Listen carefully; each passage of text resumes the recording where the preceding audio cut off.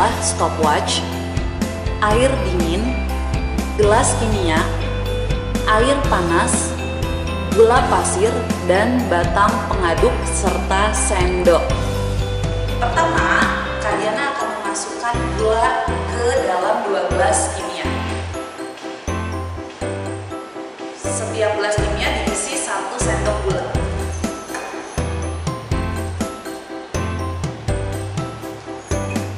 Oke, di sini 2 gelas kimia sudah terisi dengan gula sebanyak 1 sendok. Maka kita coba isi kedua gelas ini dengan air yang memiliki suhu berbeda.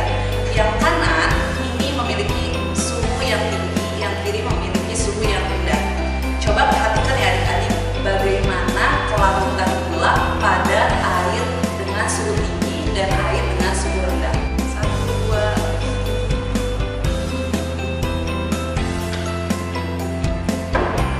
Oke, kita perhatikan. Oke, masing-masing kita aduk.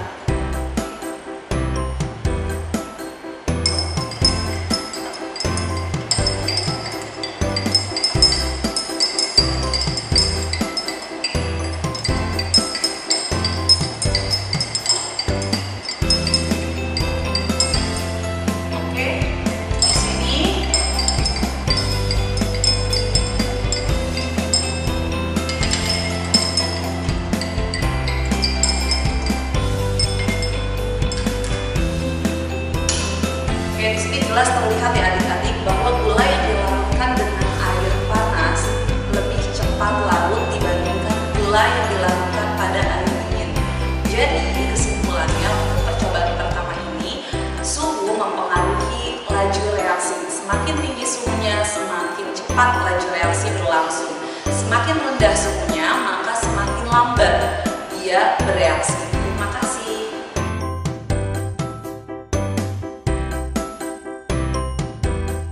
Baik adik-adik, Kadiana akan menjelaskan pengaruh suhu terhadap laju reaksi. Ternyata kenaikan suhu dapat meningkatkan energi kinetik partikel zat-zat, sehingga memungkinkan semakin banyaknya tumbukan efektif yang menghasilkan perubahan pada reaksi tersebut. Sehingga pada saat kita menggunakan pelarut dengan suhu yang tinggi, maka laju reaksi akan semakin cepat. Bisa adik-adik perhatikan 2 gambar berikut. Gambar yang pertama adalah gambar tumbukan antar partikel pada suhu rendah. Sedangkan gambar kedua adalah gambar tumbukan antar partikel pada suhu tinggi. Bisa dilihat adik-adik bagaimana perbedaan kedua gambar tersebut yang dipengaruhi oleh suhu. Terima kasih.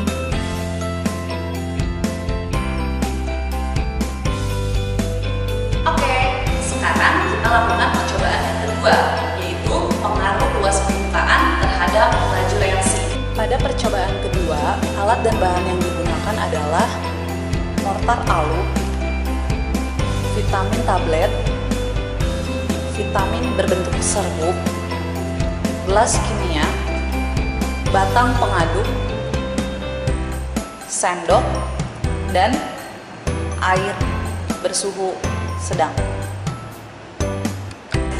Pertama-tama kita masukkan air dengan suhu yang sama pada 2 gelas kimia.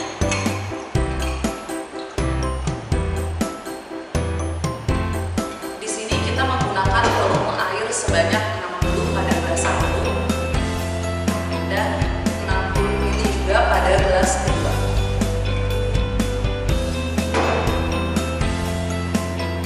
Oke, selanjutnya di sini kita ada vitamin yang bentuknya serbuk dan yang satunya vitamin yang bentuknya tablet.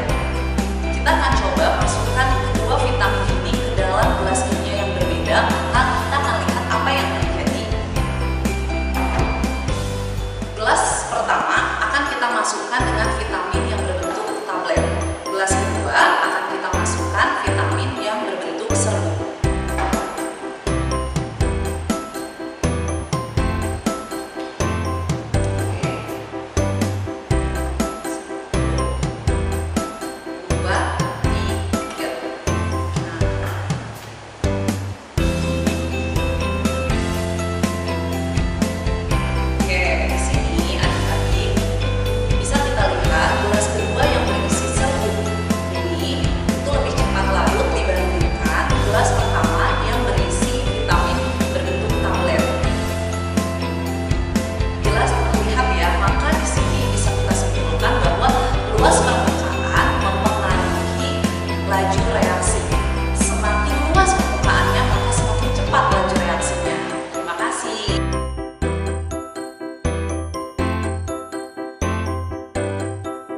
Selanjutnya, pengaruh luas permukaan terhadap laju reaksi. Luas permukaan zat terlarut berkaitan dengan bidang sentuh zat tersebut. Luas permukaan zat terlarut akan bertambah apabila ukurannya diperkecil. Maka, semakin kecil ukurannya, semakin luas permukaan zat tersebut, sehingga semakin banyak peluang terjadinya tumbukan efektif yang dapat menghasilkan perubahan pada reaksi tersebut. Adik-adik perhatikan dua gambar berikut. Terdapat gambar yang pertama, yaitu zat terlarut dengan ukuran yang besar, sehingga luas permukaannya kecil. Kenapa?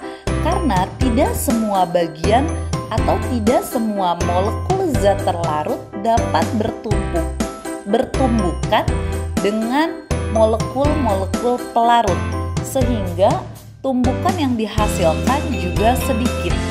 Nah, gambar yang kedua adalah menggambarkan mengenai zat dengan ukuran yang kecil, sehingga luas permukaannya besar. Karena luas permukaan yang besar, maka molekul-molekul dari zat terlarut itu banyak yang bersentuhan atau bertumbukan dengan molekul pelarut, sehingga reaksi akan lebih cepat berlangsung. Seperti itu adik-adik. Oke?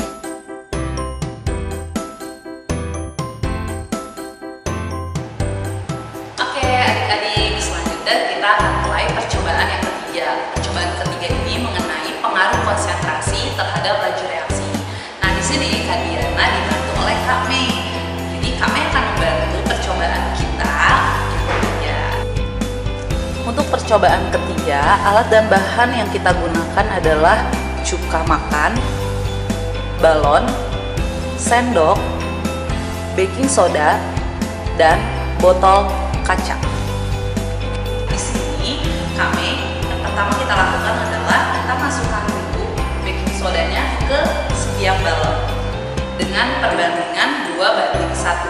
Yang merah kita isi dengan 2 sendok makan baking soda dan yang kuning kita isi dengan 1 sendok makan baking soda.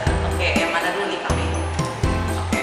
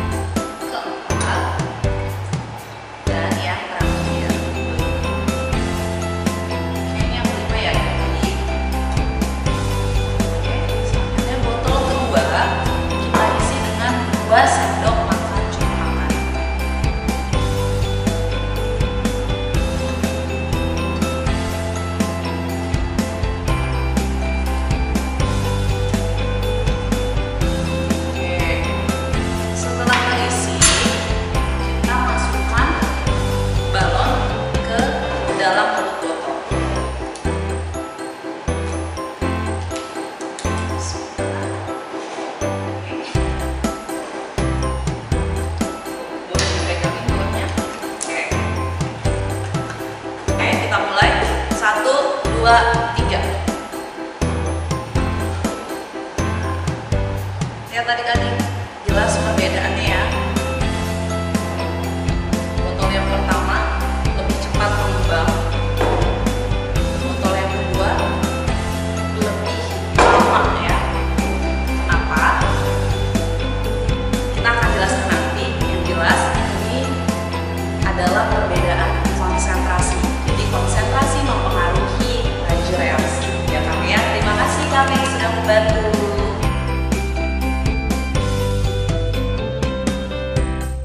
Yang ketiga adalah pengaruh konsentrasi terhadap laju reaksi. Jika konsentrasi suatu larutan semakin besar, maka larutan akan mengandung jumlah partikel yang semakin banyak. Sehingga partikel-partikel tersebut akan tersusun lebih rapat dibandingkan larutan yang konsentrasinya lebih rendah. Susunan partikel yang lebih rapat memungkinkan terjadinya tumbukan yang semakin banyak dan memungkinkan terjadinya reaksi yang lebih besar. Maka, semakin besar konsentrasi suatu zat, semakin cepat laju reaksi berlangsung. Berikut gambaran mengenai konsentrasi. Gambar yang pertama adalah gambar suatu larutan dengan konsentrasi yang rendah, sehingga partikel yang ada dalam larutan konsentrasi rendah tersebut sedikit. Kemungkinan untuk bertumbukannya sangat kecil. Sedangkan gambar yang kedua adalah gambaran partikel pada larutan dengan konsentrasi tinggi.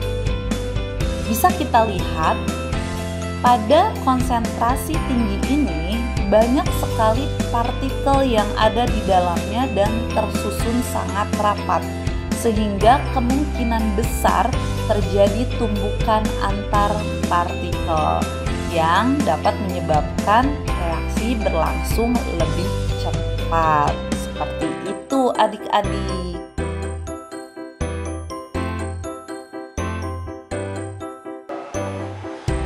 Faktor pengaruh laju reaksi yang keempat adalah katalis. Katalis dapat mempercepat laju reaksi, namun katalis tidak ikut bereaksi. Contoh katalis dalam kehidupan sehari-hari salah satunya adalah karbit. Karbit digunakan dalam proses pematangan buah atau pematangan pisang. Apabila kita melakukan proses pematangan pisang menggunakan karbit, maka prosesnya akan lebih cepat. Namun di akhir, karbit tidak ikut bereaksi.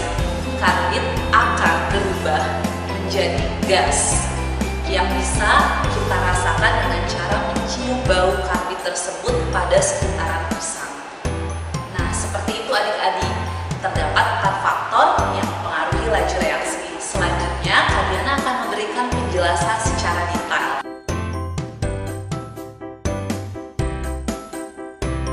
Baik, yang terakhir adalah pengaruh katalis terhadap laju reaksi.